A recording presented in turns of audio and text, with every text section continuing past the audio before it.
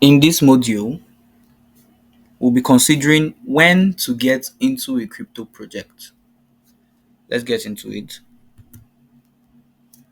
Time plays a crucial role in investing in most industries. Generally, early investors get a huge return on investment. The cryptocurrency industry is no exception in this regard. The most profitable investors in most projects are those that got in early. Now, every investment carries risk. However, an awareness of the risks usually helps one prepare adequately to mitigate them.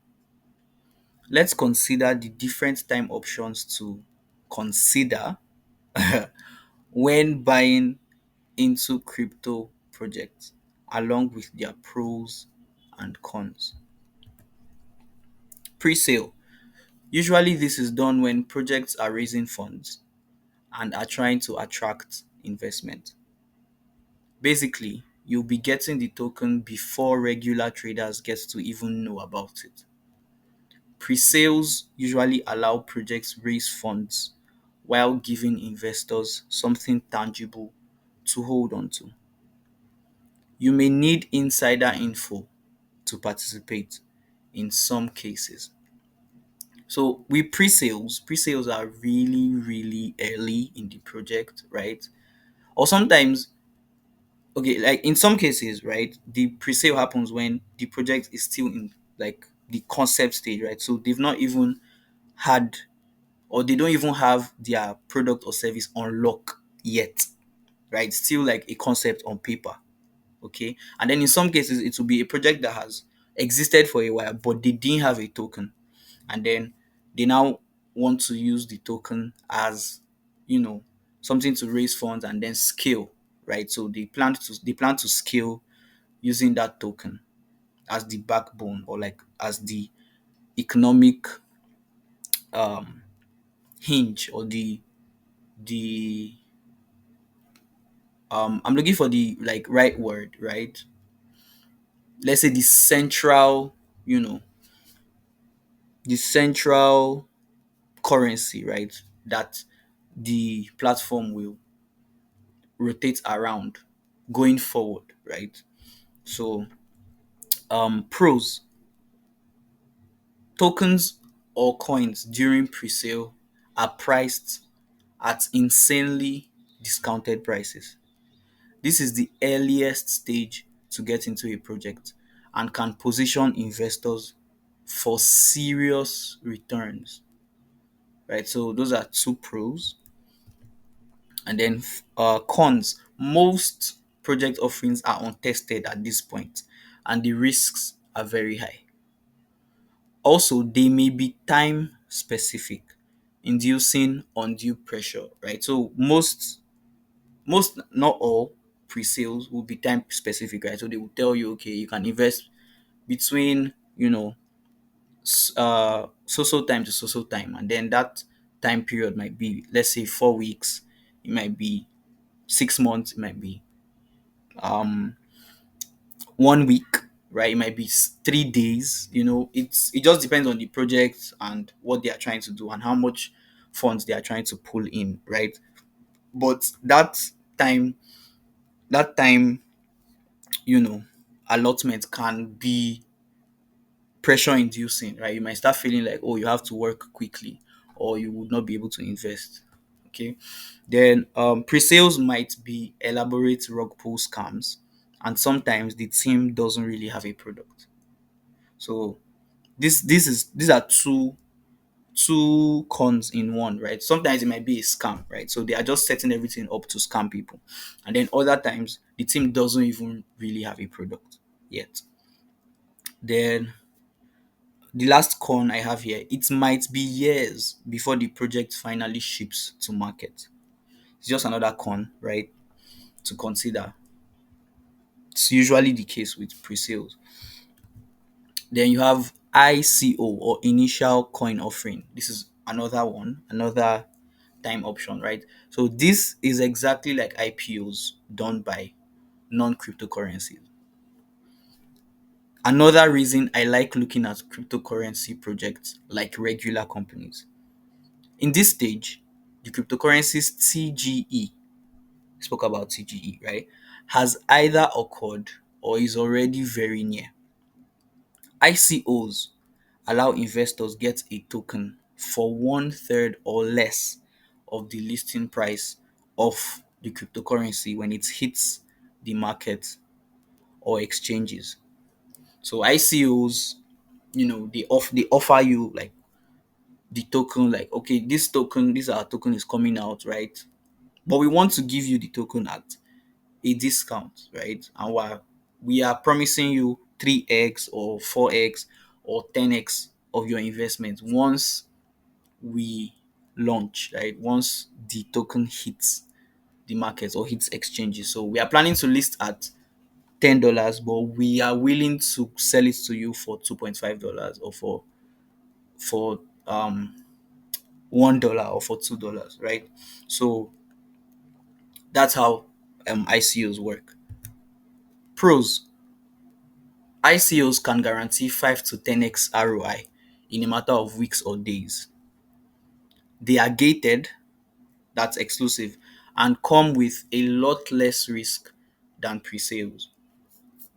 Because by this time they already have like a product, right? You can see their product, you can see their services. Maybe not to like the very very wide market, but they already have a working product or service. They can offer premium benefits with regards to the project's products or services. So sometimes ICOs, or when a project is doing an ICO, they can offer you, something more. Like apart from the token, they can tell you, okay, once you participate in this ICO, we will allow you maybe test some of our um products when it first, like when it first comes out, like before it hits the market, or we will allow you a certain perk. Like it could be anything, it could be like a vacation, or it could be um first, you getting to like be the first users of something or anything, right? Or you getting to like own a special exclusive collection of something, probably an NFT collection or anything, right? But okay, in the case of a game, it can be that, okay, you get to enjoy some of like some new features, right, before anybody else. So those are some ways that ICOs can incorporate other benefits apart from the actual token that you're buying, the token or coin. Then cons: ICOs can also just be an elaborate scam. Demand for the cryptocurrency is not confirmed by the wider market. So at this stage, the demand is not yet confirmed by the wider market. You don't know how it will actually perform on the market. Then they may also be time specific, like pre-sales. Then there is the risk of low liquidity, right? Then prices can become very volatile, and investors can either gain or lose money very quickly once the tokens get to market. So because of a mix of low liquidity and um exchange volume, and all of those other things that can come into play, prices can become really really volatile on the day of launch or the first few days of launch. Then the last one is market. So this consists of the entire lifetime of the cryptocurrency project, of the cryptocurrency rather, once it hits exchanges, both centralized and decentralized, and is available for trading in the wider market. At this stage, regular economic factors like laws of demand and supply, scarcity, and the like begin to act on the cryptocurrencies. The majority of tradable cryptocurrencies are in this stage. So in this stage, basically everybody, maybe not everybody, but then the information about this project is already public.